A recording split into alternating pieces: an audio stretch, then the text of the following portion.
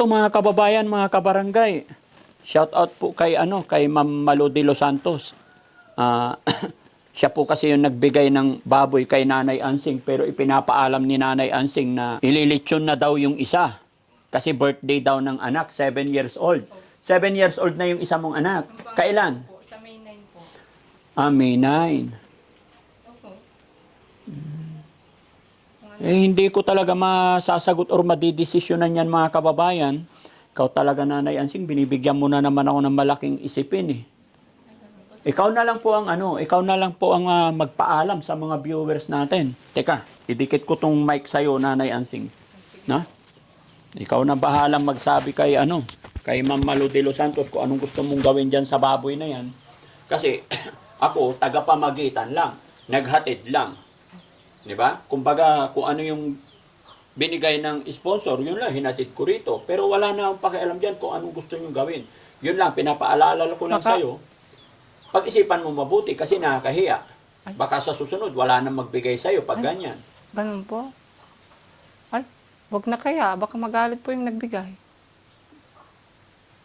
No? Sige, pwede ba makita yung Kausapin mo si Nanay, si Ma'am Malu de Los Santos. Ikaw magpaalam ka, sabihin mo kung ano yung plano mo, kung ano nangyayari sa baboy mo. Oh, sige po. Oh, Madam Malo. Malalaki na po yung binigay niyong baboy. Eh, pagpapaalam ko lang po sana. Kasi po yung pangalawa ko pong anak, magbo-birthday po sa May 9, magsi 7 years old. Eh, wala po kaming inaasang panggastos. Nakikita naman po niya na lumalaki na yung yung mga baboy. Kaya hinihiling po niya na, sabi niya, pwede bang yung isang baboy na lang mama? Sabi po niya, kung ano po yung masasabi niyo, eh, sana po pumayag po kayo. Sana nga pumayag po kayo na ipanghanda na lang namin yung isa. Kasi birthday naman po ng anak ko, magsi 7 years old. Matalino yung anak mo, Nanay Ansing. Advance din mag-isip, mana sa'yo. Magsi 7 pa lang, nakita na niya yung... Yan mga kababayan, ang init. So, maya-maya lang mga kababayan, babasahin ko. Sana nandito siya kasi hindi niya alam na darating kami. Sana nandito siya mga kababayan. Ayan. So ito mga kababayan, actually kahapon pa to dumating yung message na to. Medyo busy lang si Daddy Frankie kaya hindi agad ako nakapunta. Babasahin ko lang mga kababayan. Sabi po ni Nanay Ansing, "Hello Daddy Frankie, kumusta na po kayo? Nakalimutan mo na ata kami. Isang buwan na simula nung ihinatid mo yung baboy, hindi ka na nagparamdam. Huwag mo naman kaming pababayaan. Alam mo naman na ikaw lang ang inaasahan namin. Malaki na yung mga baboy. Ang mahal pala ng pagkain nila. Balak ko sanang litsunin yung isa sa birthday ng anak ko para naman may handa kami. Magpapaalam lang ako sa'yo na litsunin namin yung isa kasi baka busy pa kayo kaya hindi mo na kami binabalikan." No? So, nung nabanggit niya mga kababayan, yung lilitsyonin yung baboy na isa, nagulat ako. Bakit sa akin siya magpapaalam? Binigay na sa kanya yun. Pero syempre, kinabahan lang ako. Pero sakto mga kababayan, mula nung hinatid natin yung baboy, dito, 1 buwan na po ang nakalipas. Pero ito sabi niya, lilitsyonin daw. Para sa akin mga kababayan kasi, binigay na yun, wala na akong pakialam at hindi rin naman ako nagbigay. Nakakagulat mga kababayan yung message niya. Kasi noon, nung nanghingi siya ng baboy, naawa yung sponsor natin, lalong-lalo na kay Ma'am Malu de Los Santos, na siya po yung nagbigay ng baboy. Tapos ngayon, itong message niya, lilitsyonin na. Dahil mahal daw, di ba? Malaki na yung baboy at ang mahal pala ng mga pagkain. So hindi ko alam mga kababayan kung dahil ba sa mahal ng mga pagkain kaya niya litsunin or dahil po doon sa birthday ng anak niya. Kasi para may panghanda daw, no? So doon ako nagka-interest para hindi nakakahiya sa sponsor, kakausapin natin siya mga kababayan para malaman natin, samahan niyo po ko. Tawagin natin. Sana andito siya. Nanay Ansing! Ansing? Ay. Magandang araw po, Daddy. Yes. Kumusta ka na? Hindi nga ako okay, Daddy Frankie. Bakit? Ano, kasi yung pagkain ng baboy, medyo mabigat din pala sa bulsa. Bakit mo nasabing Matakaw. mabigat sa bulsa, maliliit pa yon? Matakaw silang kumain, ang mal pa ng feed. Eh di ba yan ang gusto mo? Sabi mo gusto mo may alagaan. Oo, sa bagay.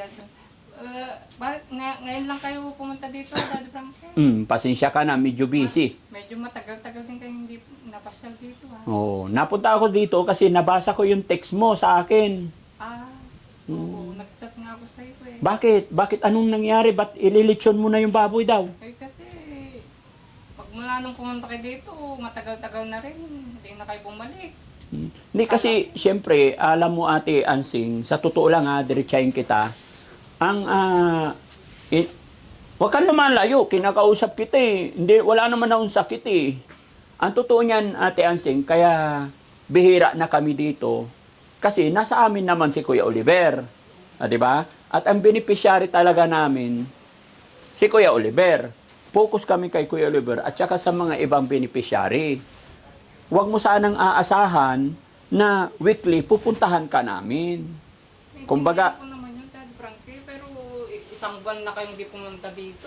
kaya nga, ibig kong sabihin kasi, huwag mo sanang iisipin na pupuntahan ka namin parati or pupuntahan ka pa namin na walang dahilan. Kasi alam mo, marami naman nang naibigay ang mga sponsor sa'yo, so siguro, enough na rin yun.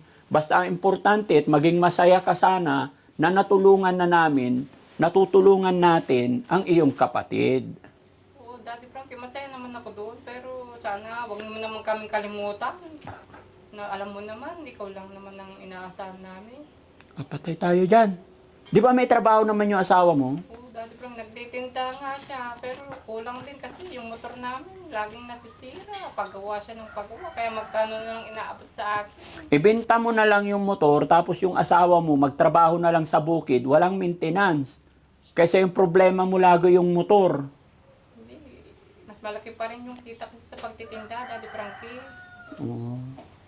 Buti na pasyal kayo, nag-chat nga ako sa'yo kasi malapit na yung birthday ng anak ko, Daddy Frankie. Oh, bakit sa akin ka magpapaalam na ililitsyon yung baboy? Eh, baka... Hindi naman hindi, alam mo ate, alam mo, ano't ano man ang gusto mong gawin dyan sa baboy na yan, labas na po kami dyan. Pinagbigyan na po yung hiling mo ng ating sponsor at hindi naman sa akin galing yan. Kaya kahit hindi ka magpaalam sa akin, wala na ako dyan. Kaya lang, ito lang masasabi ko sa'yo. Kaya ako nagpunta rito, nagulat ako. Kasi nanawagan ka noon na para may aalagaan ka, pangkabuhayan. Natatandaan ko pa yung sinabi mo sa akin, livelihood sinabi mo eh. O ngayon, binigyan ka ng sponsor. Tapos ipapalitsyon mo dahil sa birthday lang. Hindi, siyempre wala kasing handa yung anak ko, Daddy Frankie. Sosyal ka. Ako nagbe-birthday, hindi ako naglilitsyon. Eh, siyempre, 7 years old pa naman Ay, ganon. Sorry. Pag 7 years old, kailangan. Siyempre naman. Pero alam mo at, Minsan lang naman siya mag-7. ay ganon. Ang hirap, pasensya ka na.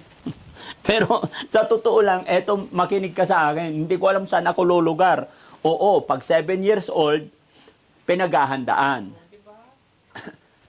Pero sa akin naman, sa aking pananaw, ang pagbe-birthday, depende kung kaya, kung meron, pero kung wala, pwedeng magsimba na lang, tapos 2 kilong pansit, salo-salo family, magdasal, okay na. Kasi Daddy Frankie, nakikita naman ng anak kong pangalawa. May baboy naman tayo, mama, sabi niya. Baka naman pwedeng panghanda naman yung isa, sabi niya. Hindi ba na...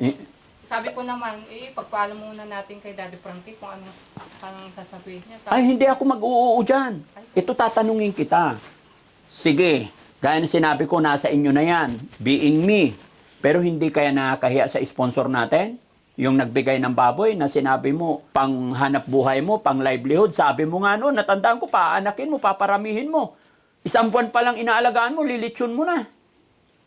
wala kasi akong magawa. Baka pwede bumili na lang kayo ng 3 kilong litsyon, hindi nyo na maubos yon. Sa bagay mo. Daddy Frankie, maganda nga yung sinabi mo. No, di ba? Mas okay yung ganun. Kaysa, para sa akin lang. Para sa future na lang ba? Para pag napalaki ninyo yung baboy, pag malaking malaki na, mapaanak, mas marami pa yung tapos ibenta, ipapagulong. Ganun ang magandang hanap buhay. Hindi yung lumaki lang isang buwan mo palang napapakain, ililitsyon mo na, di patay. Kasi minsan mabigat din yung pangkain nila, mahal din pala yung feeds. Sinabi ko na yan sa'yo, ang pag-aalaga ng baboy, kailangan isusuportahan mo yan. Lahat ng business na kumakain, talagang may expenses yan. Ngayon lang kasi ako nakaranas na mag-alaga ng baboy, Daddy Frankie. Ganyan, mabigat din pala sa bulsa. Bakit? Magkano ba kinakain ng mga baboy araw-araw? Mga 2 kilo, mahigit. 3 yata. Malakas ba sila kumain? Oo, malakas na ngayon. Iba nung kararating lang nila, Oo. medyo nahiya pa silang kumain. Ngayon, ay Diyos ko, sobrang kakaw na nila. Yung bagong dating, kinakabahan ako, hindi sila kumakain, hindi nila pinapasin yung pagkain nila. Oo. Ay, baka mamatay sila. Sabi ko, Oo. todo-todo ka ba ako ngayon? Aba, matakaw naman na sa pera pala. Nung bagong dating sila, mahiyain pa. Oo. Ngayon, wala nang hiya. Oo, wala nang iya. Marami nang kinakain, kaya mabilis lumaki. Patay tayo, para nagmana sa nag-alaga yata. Pero naman, dahil Upo na kayo. Ha? Hindi, okay lang. Hindi ka... Si Kuya Oliver. Ha? Nandoon sa bahay. Sana ba lang dinala nyo naman, may sasakyan naman kayo dito. Ay, Dinala hindi. nyo naman dito. Dapat ikaw ang pumasyal doon para Lagi naman kayong busy. O, kaya nga. Busy ako, kaya ikaw na lang papasyal doon. Hindi naman lagi si Kuya Oliver. Ha? Hindi naman umalis yata si Kuya Hindi, doon lang talaga. Siyempre, kasi nga inaalagaan. Kaya kung na-miss mo yung kapatid mo, dapat pupuntahan mo siya doon. Sige, minsan, may dalawin ko siya minsan. Kasi ngayong pasukan, may pasok pa Daddy Frankie, busy rin ako nag-adik ng mga anak ko eh. Tapos yung asawa ko nagtitinda, kaya medyo... So nagtitinda, may tinda yung asawa mo, so may pambili pagkain ng baboy araw-araw. Meron din. Kaso minsan nga, laging sira yung motor ko, yung motor namin. Tapos magkano lang inaabot sa akin ng asawa ko na panggastos namin. Tapos nakiramay pa yung baboy. Tapos ang mahal pa ng bilihin. Paanong nakiramay ang baboy? Kiramay sa panggastos. Ginusto mo yan eh. Sabi mo gusto mo mag-alagang baboy. Kaya nga. Pero lumalaki na sila. Malaki na. Lumalaki na, kaya naano rin akong mag-alaga. Ginaganaan din akong mag-alaga. Very good. Kahit masakit ang ulo ko, 2 beses ko silang pinapaliguan, babangon ako No? para lang maalagaan sila. Para wala ka naman masabi na. So lumaki naman na. Oo, Daddy Frankie, gusto mo makita? Oo. Samahan kita? Sige. Pero paano to mga kababayan, mga kabarangay? Shout out po kay Ma'am Malu de los Santos. Siya po kasi yung nagbigay ng baboy kay Nanay Ansing, pero ipinapaalam ni Nanay Ansing na ililitsyon na daw yung isa. Kasi birthday daw ng anak, 7 years old. 7 years old na yung isa mong anak. Kailan? Po, sa May 9 po. May 9. Opo. Hindi ko talaga masasagot or madidesisyonan yan mga kababayan. Ikaw talaga Nanay Ansing, binibigyan mo na naman ako ng malaking isipin eh. Ikaw na lang po ang magpaalam sa mga viewers natin. Teka, idikit ko tong mic sa'yo, Nanay Ansing. Na? Ikaw na bahalang magsabi kay Ma'am Malu de los Santos kung anong gusto mong gawin dyan sa baboy na yan. Kasi ako, tagapamagitan lang. Naghatid lang. Di ba? Kumbaga, kung ano yung binigay ng sponsor, yun lang, hinatid ko rito. Pero wala na akong pakialam dyan kung anong gusto nyo gawin. Yun lang, pinapaalala ko lang sa'yo. Pag-isipan mo mabuti kasi nakakahiya. Baka sa susunod, wala nang magbigay sa'yo pag ganyan. Ganun po? Ay, wag na kaya. Baka magalit po yung nagbigay. No? Sige, pwede ba makita yung Kausapin mo si Nanay, si Ma'am Malu de los Santos. Ikaw magpaalam ka. Sabihin mo kung ano yung plano mo, kung ano nangyayari sa baboy mo. Sige po. Madam Malo. Malalaki na po yung binigay niyong baboy. Pagpapaalam ko lang po sana. Kasi po yung pangalawa ko pong anak, magbo-birthday po sa May 9, magsi-7 years old. Wala po kaming inaasang panggastos. Nakikita naman po niya na lumalaki na yung mga baboy. Kaya hinihiling po niya na, sabi niya, pwede bang yung isang baboy na lang mama? Sabi po niya, kung ano po yung masasabi niyo, sana po pumayag po kayo. Sana nga pumayag po kayo na ipanghanda na lang namin yung isa. Kasi birthday naman po ng anak ko, magsa 7 years old. Matalino yung anak mo, Nanay Ansing. Advance din mag-isip, mana sa'yo. Magsi-7 pa lang, nakita na niya yung baboy, yun ang panghanda gusto. Opo. Mana sa'yo yung mga anak mo, Nanay Ansing. Ay, matatalino po yung mga anak ko. Dati Ama na sa'yo? po. Ay, hindi naman po ako matalino. Hindi, matalino ka, Nanay Ansing. Advance ka mag-isip eh. Ay, gano'n. Oo. Hindi naman po. Eh, akalain mo, 6 years old, running 7 eh. O, di ba? O, di ba pinaganda naman po yung 7? Opo.